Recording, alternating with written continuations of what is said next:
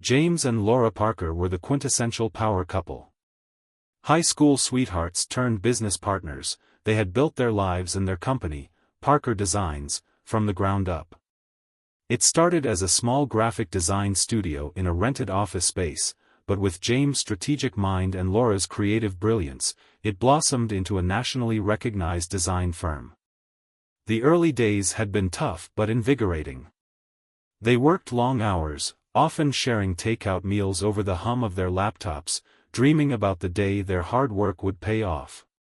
James had always been the planner, the one who kept the train running on time. Laura, on the other hand, had the spark of genius that made their designs stand out. Their dynamic was effortless, or at least it used to be. With success came transformation. Parker Designs had grown into a powerhouse, boasting a roster of high-profile clients and a team of over 50 employees. Their success allowed them to enjoy the fruits of their labor, an elegant home in the suburbs with a sprawling backyard, weekend getaways to Napa Valley, and invitations to exclusive industry galas. They had become a team everyone envied, not just professionally, but personally. To the outside world, they were the definition of having it all. But behind the polished veneer, things weren't as perfect as they seemed. James started noticing the change in Laura during the firm's most recent expansion. She had always been ambitious, but now her drive seemed insatiable, almost ruthless. She spent less time brainstorming with him and more time locking herself in her office. At first, he thought it was the pressure of success weighing on her shoulders.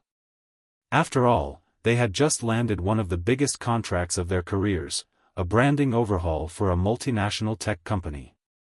Late nights were expected. Yet, it was more than that. Laura had grown distant. She seemed distracted during their conversations, her answers short and clipped, her eyes darting to her phone whenever it buzzed. Their once seamless partnership felt strained, and James couldn't help but feel like he was being shut out. The first real crack appeared on an otherwise ordinary evening. James had left the office early, intending to catch up on emails from home, only to realize he'd forgotten his laptop. Returning to the office after hours, he walked into the quiet building. Most of the team had already gone home, but Laura's office light was still on. As he approached her door, he heard her voice, sharp and urgent, carrying through the thin walls. "He's too trusting," she said, her tone clipped yet calculated. "He won't suspect anything until it's too late." James stopped in his tracks, the words slicing through him. His mind raced. Was she talking about him? About someone else? He pressed closer to the door, holding his breath. I know, Laura continued, the sound of her chair creaking as she shifted. "But I've got it under control. Just stick to the plan." James leaned in, his pulse pounding in his ears. The conversation ended abruptly with a flirtatious laugh, followed by the unmistakable sound of a phone clicking shut. Frozen, James tried to make sense of what he had just heard. Stick to the plan? Trusting? What plan? His chest tightened as he wrestled with the implications. Laura had always been sharp, but calculating? Manipulative? That wasn't the woman he knew, or thought he knew. When Laura emerged a few minutes later, she looked startled to see him standing there. "James. What are you doing back here?" she asked, forcing a smile that didn't quite reach her eyes. "Forgot my laptop," he replied, masking his unease. "Late night?" "Just tying up loose ends," she said breezily, brushing past him. The smell of her perfume lingered in the air, but instead of comforting him, it now felt cloying, like a mask hiding something darker. Over the next few weeks, the small signs turned into glaring red flags. Laura's late nights became more frequent, her excuses thinner. The work trips she took didn't seem to align with their client schedules, and her phone was now constantly glued to her side, its screen always angled away from him. One night, as they sat on the couch watching TV, her phone buzzed. James noticed the flicker of hesitation before she picked it up and swiped to silence the notification. "Who was that?" he asked casually, his tone deliberately light. "Oh, just Jenna," she replied, referring to one of their junior designers. "She's got questions about tomorrow's pitch." James nodded, but his instincts screamed at him that something was wrong. Laura's phone had buzzed twice more in quick succession before she had silenced it. He glanced at her, noting the tight grip she had on the device, her body angled away from him as if shielding it. Late that night, as Laura slept soundly beside him, James lay awake, his mind replaying the conversation he'd overheard at the office. Too trusting. The words haunted him. He needed answers, but part of him didn't want to find them. What if his suspicions were wrong? What if they weren't? A week later, another piece of the puzzle fell into place. While cleaning out their home office, James stumbled upon a folder tucked away in one of Laura's drawers. The folder contained contracts, emails, and financial statements, documents that seemed to outline the sale of their company. James stared at the papers, his hands trembling. His name wasn't on any of them. Laura's name was the sole owner listed, along with the signature of another individual, someone James didn't recognize. His mind reeled. Laura was planning to sell the company, their company, without him. But why? And who was this other person? Determined to find the truth, James carefully replaced the folder and resolved to dig deeper. Whatever Laura was hiding, he would uncover it. He had no choice. James couldn't shake the gnawing feeling that something was deeply wrong. The discovery of the folder in Laura's drawer had been a turning point, a confirmation of the doubts that had been festering in his mind for weeks. It wasn't just paranoia anymore, there were pieces to this puzzle, scattered and incomplete, but pointing to something much larger than he could yet comprehend. He decided to approach the situation cautiously. If Laura was hiding something as big as selling the company out from under him, he needed to play his cards carefully. Confronting her without concrete evidence could push her to cover her tracks or, worse, escalate the situation. No, he had to gather more information first. James started paying closer attention to her behavior. Little things began to stand out. Laura had always been meticulous with her schedule, planning her days down to the minute. But now, there were unexplained gaps, hours she couldn't account for, meetings that didn't show up on the shared company calendar, late nights where she claimed to be catching up on paperwork but returned home with barely a scratch of ink on her hands. One evening, James decided to test her story. "You're working late again tomorrow?" he asked casually over dinner, keeping his tone light. Laura hesitated for a fraction of a second before nodding. "Yeah, we've got that big proposal due for Klein Industries. I'll probably be at the office until at least 10. James forced a smile. "Do you want me to stop by with dinner? I could bring you something from that Thai place you like." She shook her head quickly, almost too quickly. No, that's sweet, but I'll probably be in the middle of calls. I don't want to interrupt." "Calls?" he asked, feigning ignorance. "With who? I thought the Klein pitch was all set." Laura hesitated again, this time longer. "Just follow-ups," she said finally, her eyes flickering toward her plate. "You know how they like to change things last minute." James nodded, but a pit formed in his stomach. Something about her explanation didn't sit right with him. The next night, after Laura left for her supposed late night at the office, James made his move. He waited an hour to ensure she wouldn't double back, then grabbed his car keys and headed out. Instead of driving to their office, though, he followed the GPS tracker he had discreetly installed in her car earlier that week. He hated how invasive it felt, but he couldn't ignore the voice in his head urging him to find the truth. The tracker led him to an upscale downtown restaurant, a place they had frequented together in the past, usually for client dinners or special occasions. Laura's car was parked out front, but as James peered through the windows, he didn't see her at any of the tables near the entrance. He parked a block away and walked toward the building, keeping his head down and his steps quiet. The restaurant had a private dining area in the back, and James' instincts told him that was where she would be. He entered through a side door, avoiding the hostess station, and slowly made his way toward the rear of the establishment. As he approached the private dining room, he heard voices, low, intimate, and unmistakably familiar. "I told you, we have to be careful," Laura said, her voice carrying a mix of frustration and urgency. "I know," a man replied, his tone smooth and confident. "But it's almost done. Once the papers are finalized, he won't have a leg to stand on." James' breath caught in his throat. He pressed himself against the wall, straining to hear more.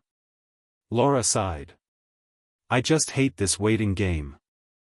"If he finds out before we're ready, he won't," the man interrupted. "You've kept him in the dark this long. He trusts you." James felt his stomach twist into knots. He didn't need to see the man to know he wasn't just a business partner. There was something too familiar, too intimate, in the way they spoke to each other. For a moment, James debated bursting into the room, demanding answers right then and there. But something stopped him.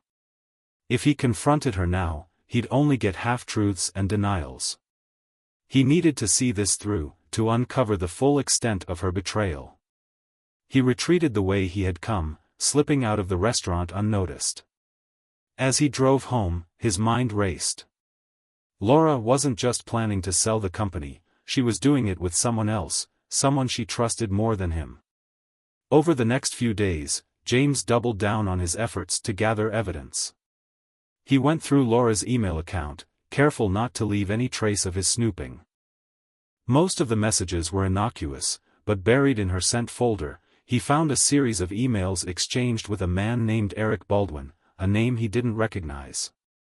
The emails were careful not to mention anything explicitly incriminating, but the tone was unmistakably familiar. They spoke in shorthand, referencing the plan and the big day, as well as a meeting scheduled for the following Friday at the Parkview Hotel. James' chest tightened as he read the messages. He had always prided himself on being able to read people, to anticipate their moves. But this? This was something he had never seen coming. The night before the scheduled meeting, James barely slept. He spent hours poring over the company's financial records, looking for any signs of irregularities. Sure enough, he found them, small but significant transfers from their joint business account to an account under Laura's name. By the time dawn broke, James had everything he needed to confirm his worst fears. Laura wasn't just planning to sell the company, she was siphoning money from it, too. And Eric Baldwin wasn't just some random associate, he was her accomplice.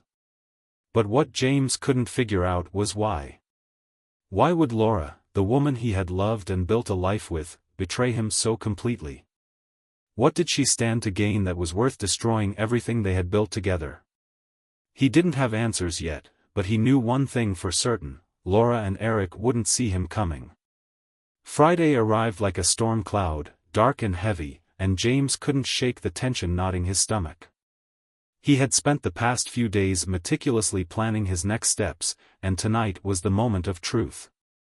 The meeting Laura and Eric had scheduled at the Parkview Hotel was his chance to gather undeniable evidence, the kind that would leave no room for excuses or manipulation. He left work early, claiming a client emergency, and drove to the Parkview Hotel. The luxurious building stood tall against the city skyline, its gleaming glass windows reflecting the golden hues of sunset. James parked across the street and waited in his car, watching the steady stream of guests and businesspeople coming and going. At exactly 7 p.m., Laura's car pulled up to the valet. She stepped out, wearing a sleek black dress that clung to her figure and heels that clicked confidently on the pavement. James' breath caught in his throat. She looked stunning, poised, like the Laura he had fallen in love with, but now, all he could see was the duplicity beneath the surface. As Laura disappeared into the lobby, James slipped out of his car and followed at a safe distance. The Parkview was bustling with activity, a perfect cover for his covert mission. He spotted her near the elevators, greeting Eric Baldwin with a warm smile. Eric was tall, with a sharp suit and the kind of charisma that made people take notice. They looked like a couple, perfectly in sync as they stepped into the elevator together. James waited until the elevator doors closed before heading to the front desk. "Excuse me," he said, keeping his tone calm. "My wife is meeting a business associate here, but she left her phone in the car. Can you tell me what room Laura Parker is in?" The receptionist hesitated, her professional smile faltering. "I'm sorry, sir, but I can't disclose guest information." James leaned in, lowering his voice conspiratorially. "I totally understand, but I'm her husband. It's a bit of an emergency, she has a critical document on her phone, and I just need to get it to her. I promise I'm not trying to intrude." The woman studied him for a moment, then nodded reluctantly. "I can't give you the room number, but I can call up for you." "No need," James said quickly. "I'll wait in the lobby." He stepped back, his heart pounding. That plan hadn't worked, but he wasn't out of options yet. He spotted a bellhop wheeling a cart of luggage toward the elevators and seized the opportunity. "Hey," James called, pulling a $50 bill from his wallet. "Quick favor. There's a meeting happening in one of the suites upstairs, and I need to confirm something for a client. Can you let me know which floor Eric Baldwin is on?" The bellhop hesitated, but the sight of the cash made his decision easier. He pocketed the bill and said, 18th floor. "Most of the private meetings happen up there." "Thanks." James headed for the elevators, keeping his movements casual. He pressed the button for the 18th floor and waited, his pulse hammering in his ears. When the doors opened, he stepped into a hushed hallway lined with opulent suites. He moved quietly, listening for any hint of Laura and Eric. Finally, he heard voices coming from a suite at the end of the hall. The door was slightly ajar, and James approached cautiously, his heart racing with a mix of anger and dread. "Once the deal is signed, we'll transfer the funds immediately," Eric was saying. His tone was confident, assured. "And James?" Laura asked, her voice carrying an edge. "What about him?" Laura let out a short, bitter laugh. "He's a problem, but not one we can't handle. He'll never see it coming. He's too focused on keeping the company afloat to even suspect what's happening right under his nose." James clenched his fists, his nails digging into his palms. The betrayal cut deeper than he had imagined. She wasn't just planning to steal the business, they were mocking him, using his trust and hard work as leverage for their own gain. "We'll finalize everything next week," Eric said. "Once it's done, we'll disappear. New accounts, new start. You and me, Laura." For a moment, there was silence, and James could feel his breath catching in his chest. Then, Laura's voice, softer now, more intimate, "You promise?" "Of course," Eric replied. "You'll never have to look back." James stepped away from the door, his mind spinning. He couldn't storm in, he'd risk jeopardizing everything. Instead, he pulled out his phone and began recording. He captured the sound of their voices, the damning words that would expose their betrayal. As he retreated back to the elevator, James felt a strange calm settle over him. The rage and heartbreak were still there, but now they were joined by a sense of clarity. He knew what he had to do. By the time he got home, Laura was already there, sitting in the living room with her laptop open. She looked up and smiled as if nothing had happened. "Hey," she said casually. "How was your day?" James forced a smile. "Busy. Yours?" "Same," she replied, returning her attention to her screen. As James watched her, he felt the weight of the truth settle over him. She was lying to his face, playing the role of the devoted wife while plotting to destroy everything they had built together. But she didn't know what he knew. And she wouldn't see him coming. The day of reckoning came sooner than expected. James received an anonymous tip, later revealed to be from one of their loyal employees, that Laura and Ethan were planning to make their move during an upcoming client presentation.